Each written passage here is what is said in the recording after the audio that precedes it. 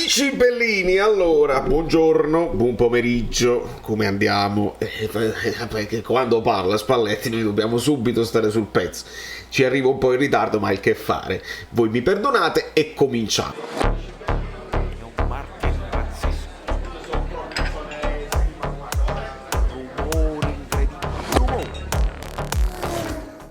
Allora, dove sta? Martino Palumbo. Benvenuti tutti quanti, nuovi che venite, che avete voglia di sapere cose sul Napoli perché ne esce una dietro l'altra. Lasciate i like falsi, quelli là fake, i fake like. No, lasciateli veri. Le fake sono le news, perché ne esce una al giorno, no? L'Atletico vuole... Fabian Ruiz propone Joao Felix. Allora, la sapete la famosa frase? Quella nel calcio può succedere di tutto, il calcio le vie del mercato sono infinite, oppure non si può mai sapere, tutto può essere. Non è vero, tutto non può essere, e una delle cose che non può essere è sicuramente Dzeko al Napoli, ma ci arriviamo con calma. Io volevo prima di tutto lanciare un contributo che mi fa piacere, perché nella live oggi, che cos'è? Oggi è martedì, ieri, nella live di martedì di ieri, Pietro da Miami, che però era a New York, ascoltate bene. Ragazzi, sto a New York con l'amico bellino Valerio Fluido. Valerio, Pietro da New York. allora, Pietro da New York. venerdì in diretta con noi ci sarà Paolo Del Cento. È proprio te, sì. Ti vuoi dire qualcosa? Io voglio salutare Paolo, lo abbraccio virtualmente. A breve spero di poterlo incontrare a Napoli, ma questo poi ci organizziamo. A Paolo voglio chiedere, perché ho un'ossessione, Kvaratskhelia, lo diciamo così, non sappiamo se si chiama così, con da dietro la punta, e se dovesse mancare, perché se manca Mertens ci servono due, addirittura anche al posto di Osimhen, se dovesse avere un raffreddore, perché il ragazzo secondo me c'ha qualità importanti in attacco, e a sinistra ci mettiamo Elmas o Lozano, poi ci organizziamo. Fammi sapere come la vedi. Ciao. Allora, Ecco. ragazzi, innanzitutto vi dovete credere, lo sapete che non dico sciocchezze, se me lo chiedevate indovinavo, se me lo Vabbè, chiedevate. sì. Vabbè, poi tu sei di un altro livello anche sulla perspicacia. Ho indovinato che era Valerio, che saluto con affetto, e approfitto per dirgli che quando viene a Napoli niente come anche a Pietro, come a tutti, niente collegamento, venite direttamente a Telea a vedere la trasmissione lì. Quale collegamento? Venite direttamente in studio, perché poi a Napoli non ci vivete, quindi quando avete l'occasione di stare a Napoli è bene che riusciate a fare cose che vi piacciono. La domanda è buona perché secondo me è una possibilità. Poi ovviamente ce le farà sapere e poi ce le farà vedere eventualmente Spalletti, tutte queste cose. Però se io devo fare un discorso sulle caratteristiche, dico che chiaramente è un esterno, però se lo metti dietro la prima punta, o addirittura come ipotizzava Valerio in qualche situazione di emergenza prima punta, può essere. Io mi auguro sinceramente che il Napoli prenda una forte alternativa a Osimhen. C'è un giocatore forte, che ne so, faccio 2 o 3 nomi così, prenda Arnautovic, Simeone, cioè prenda un centravanti forte che possa giocare con Osimhen e al posto di Osimhen, no? Perché partendo Mertens noi abbiamo bisogno di uno che può giocare sia insieme a Osimhen, ma soprattutto non fare sentire l'assenza di Osimhen nelle poche, speriamo questa volta, no? Poche occasioni che potrebbero mancare. Sinceramente è una soluzione alla quale spero di non dover ricorrere, però il ragazzo secondo me se la caverebbe bene, però spero che non ci arriviamo, ovviamente.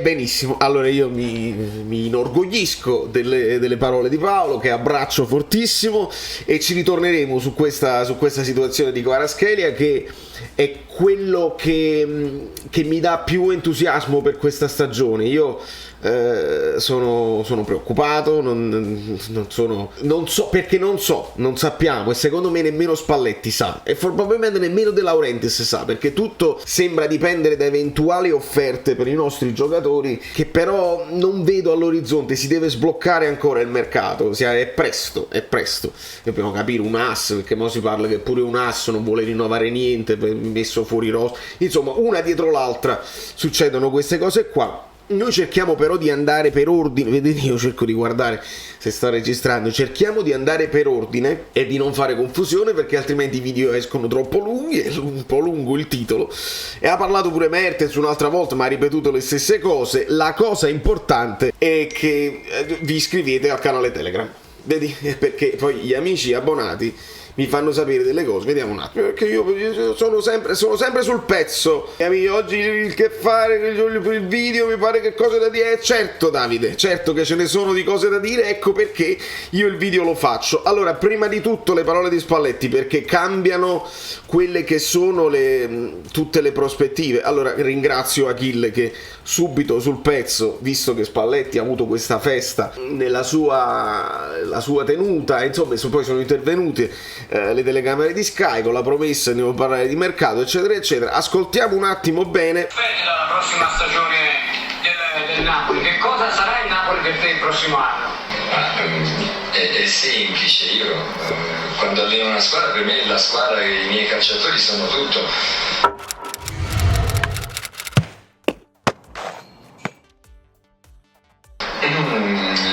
Quello che può fare la differenza quest'anno è che sono in una città che ha questa passione infinita per questi colori, per quello che è un tentativo di fare delle cose importanti,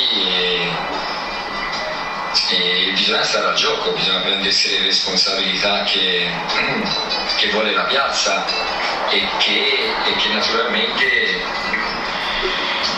merita anche una squadra di alto livello come quella del Napoli, perché il Napoli è una bella squadra per cui abbiamo tutti delle aspettative e vogliamo andare a fare come l'anno precedente. Ma ti aspetti, diciamo che ti chiedono lo scudetto? Calcio.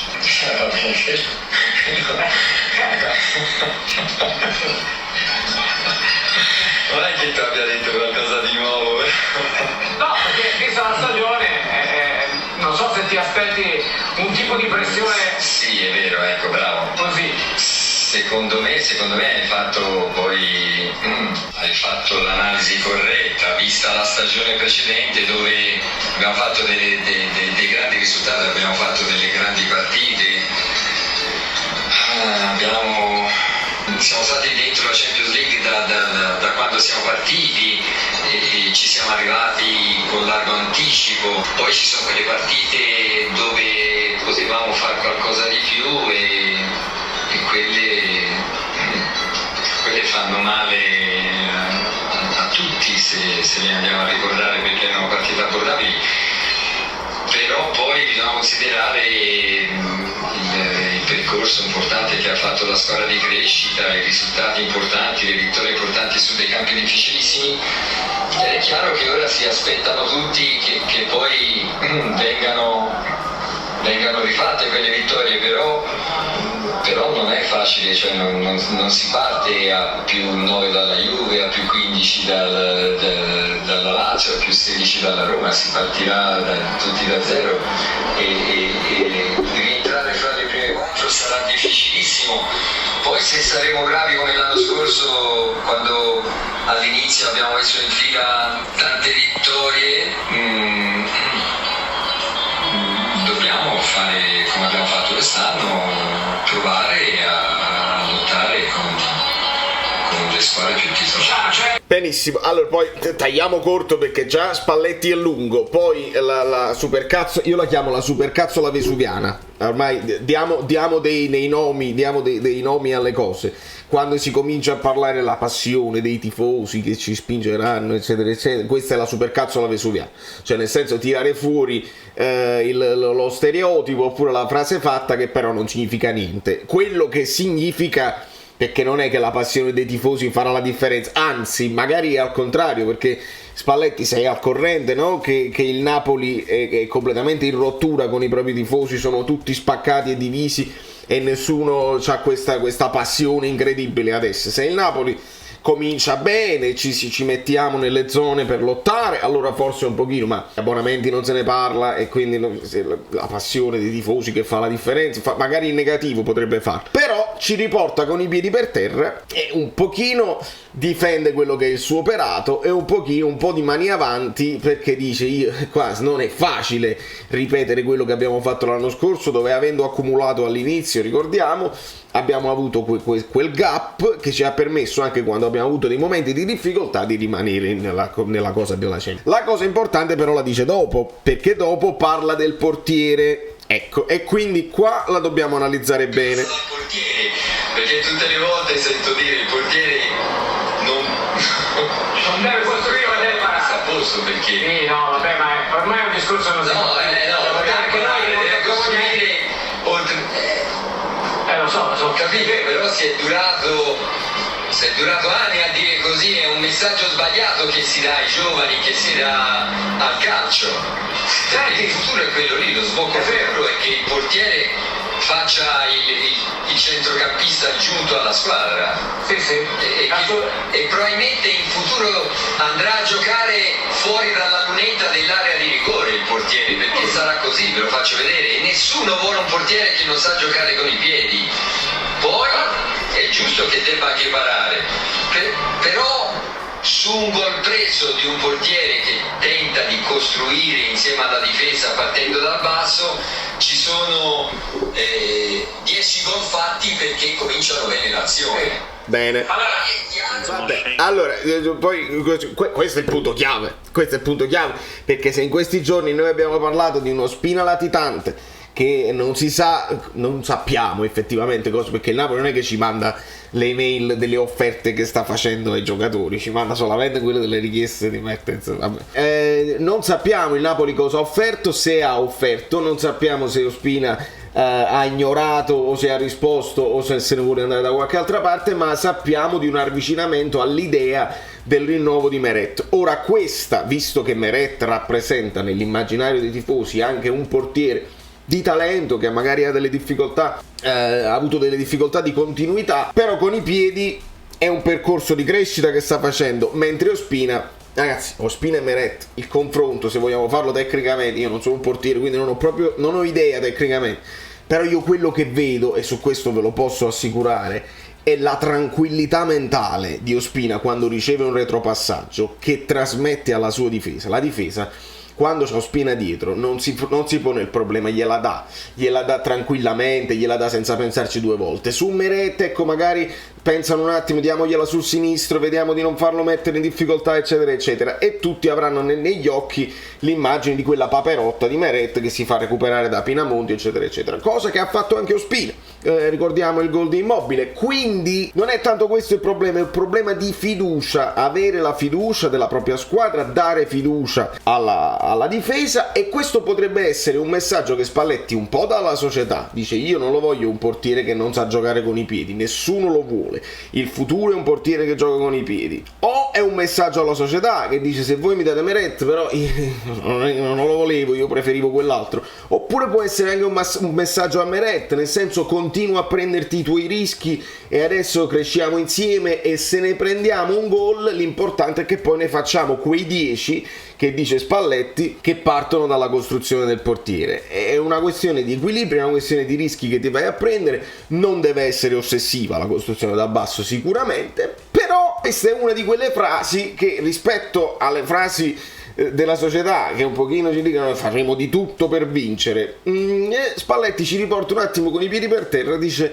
sarà difficile arrivare quarti, perché ci sono le squadre che se si riparte tutti da zero e si stanno rinforzando, eccetera eccetera. Di conseguenza noi abbiamo queste cose qua. Dopodiché, per sfizio, ma proprio per completezza, ovviamente Mertens mi mette un attimo con un ambrabam tattico, così vi posso mettere anche, no, così sposto di qua. Vi faccio vedere queste cose, le parole. Non so ancora dove andrà a giocare, non so se sarà il Napoli o in un altro club, dovrò saperlo per forza a breve, in tempi stretti. Spero di restare al Napoli, ma non dico niente altro. Ovviamente spero di rimanerci. Vedi come insiste Mertens così. Non ho avuto nessuna offerta, questo è il punto chiave, non ho avuto nessuna offerta, dunque vedremo. Dopodiché le fake news le affrontiamo un attimo. La prima che è uscita e stava rimbalzando, addirittura io come prima notizia ho ricevuto la smentita della notizia, cioè invece di girare la fake news mi è uscita subito come questa è una fake news, quella di Starace, volano gli stracci eccetera eccetera, ma è facile anche da inventare, no? In un periodo così dove pare che tutti se ne vogliono andare, dove nessuno vuole rinnovare, anche chissà le promesse non mantenute eccetera eccetera. Insieme a questa, che è una bufala smentita già, plausibile però, esistono le fake news plausibili, che sono quelle dei rapporti tra i dipendenti e la società eccetera eccetera, quella non plausibile dove io vi dico il mercato, le vie infinite del mercato, è Dzeko. Perché Dzeko, ovviamente vi faccio vedere qua quanto prendeva all'Inter l'anno scorso, parliamo di 5 milioni netti che diventano 9,2, e yam. Una notizia del genere, il nome Dzeko non deve essere accostato al Napoli nemmeno per scherzo, perché poi i tifosi dicono allora Dzeko meglio di Petagna, ma forse addirittura meglio di Osimhen, ma se lo compariamo a Mertens Dzeko perché poi è vecchio, ragazzi no. Se De Laurentiis ha detto guarda che magari un portiere è una cosa, ma un attaccante, perché parlava di Mertens, un attaccante che sta oltre una certa età, che mi viene a costare tanto e magari non è nemmeno titolare, Dzeko vice Osimhen, ma certamente che no, e quindi a questo è la Repubblica che proprio dice Spalletti vuole Dzeko come vice Osimhen, ed è molto molto divertente e io ve la smentisco categoricamente. Insieme a queste cose qua segnaliamo che gli altri giornali eccetera eccetera, chi parla di Fabian alla Juve, chi parla di Koulibaly alla Juve, si è sentito anche la notizia, Spalletti dice mi dimetto, qua me lo dite voi, me lo segnalate nei commenti anche in privato, dove l'ha detto, quando l'ha detto, dove sono le cose, perché sennò è sempre un rumor, è sempre Spalletti si dimetterebbe, parrebbe che vorrebbe dimettersi. Spalletti non si dimette, Spalletti come storia, ricordatevi l'Inter eccetera eccetera, non si dimette, al massimo si fa licenziare e viene comunque pagato. Quindi pesiamo le cose plausibili, pesiamo quelle là che non sono plausibili, per esempio Veretù, no? Se se ne va Fabian è plausibile perché piaceva aggiungere eccetera eccetera, ma si può fare un articolo così? Si possono usare queste parole? Ha senso? È elegante? La colpa la diamo ai giornali, la diamo anche però alla società, perché se tu attacchi tutti, se tu insulti tutti, i risultati poi alla fine sono questi. Da New York, Valerio Fluido è quasi tutto, perché noi stiamo sempre sul pezzo e noi giorno dopo giorno affrontiamo tutti gli argomenti che dobbiamo affrontare con un ambiente che dobbiamo registrare non proprio serenissimo, non proprio. Ciao, sono Saveria Solida. Se arriviamo a 15.000 iscritti su YouTube è una cosa di cortesia, ma secondo me dovreste seguirlo anche su Instagram, @ValerioFluido. Fa tutte queste cose cretine. Sei iscritto pure a TikTok. Vieni più, dai, basta, sei cringe. Quante cose.